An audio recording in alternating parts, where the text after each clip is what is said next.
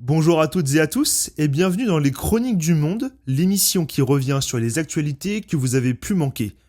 Aujourd'hui, on va dans le nord-est du continent africain pour parler de la guerre civile qui fait rage actuellement au Soudan. Générique.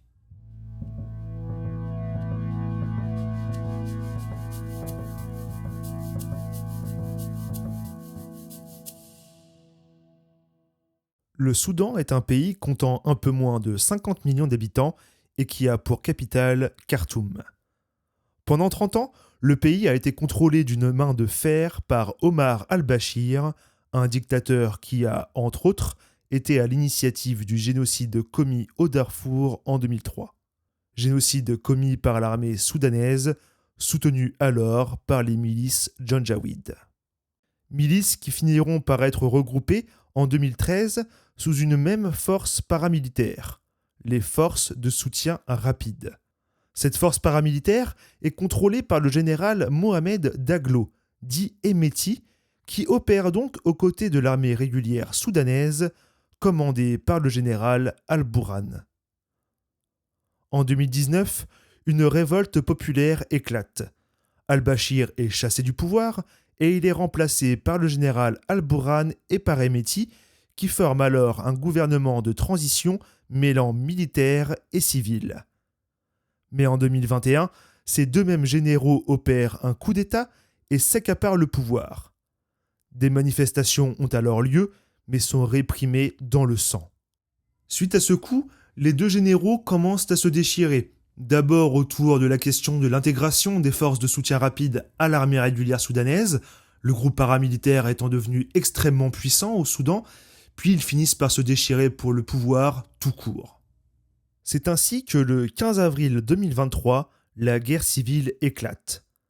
Très vite, les FSR d'Hemeti parviennent à prendre la capitale, Khartoum, et s'étendent dans le sud et l'ouest du pays, notamment au Darfour. Un territoire riche non seulement pour son bétail et son agriculture, mais aussi et surtout pour son or, son pétrole et son uranium, des ressources cruciales pour financer la guerre. Les forces armées soudanaises parviennent quant à elles à prendre le contrôle du reste du pays et sont parvenues à reprendre Khartoum au printemps dernier. De nombreux Soudanais ont eux dû fuir devant les combats depuis le début du conflit et nombre d'entre eux ont trouvé refuge notamment au Tchad, au Soudan du Sud et en Égypte. Mais actuellement, dans ce Darfour largement tombé aux mains des FSR, une des principales villes de la région, El Fasher, reste contrôlée par les forces armées soudanaises.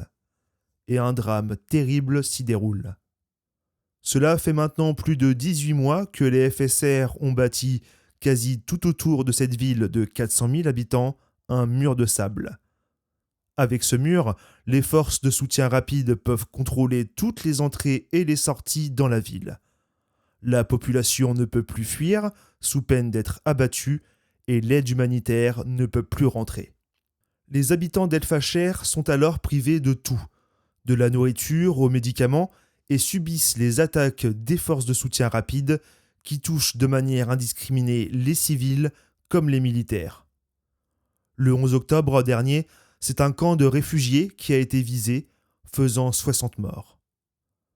Attaques de drones et lancements de missiles sol-air touchent également des hôpitaux et des mosquées et contraignent les habitants à se réfugier dans des abris souterrains qu'ils creusent eux-mêmes devant leur maison.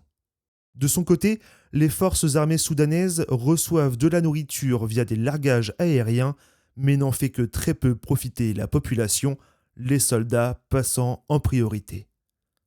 La famine est utilisée comme arme de guerre par les deux factions, tout comme le viol et les violences sur les enfants.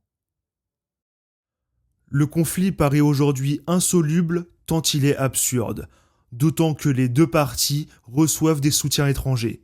En effet, les forces de soutien rapide sont soutenues par Moscou et Abu Dhabi, les forces armées soudanaises sont quant à elles soutenues par Pékin.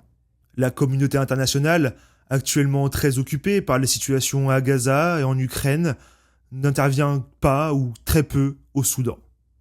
Guerre qui, on estime, a fait 150 000 morts, auquel on peut rajouter plus de 520 000 enfants morts de malnutrition et 14 millions de déplacés et de réfugiés. Tout ça en moins de 3 années de guerre. L'ONU a indiqué que la guerre au Soudan a provoqué la pire crise humanitaire au monde. Voilà pour ce point sur l'actualité au Soudan. Si vous avez des compléments d'informations à apporter, n'hésitez pas à m'écrire en commentaire, je vous lis attentivement. N'hésitez pas également à liker cette vidéo et à la partager autour de vous, et n'hésitez pas surtout à vous abonner à la chaîne. Je vous dis à très bientôt, prenez soin de vous.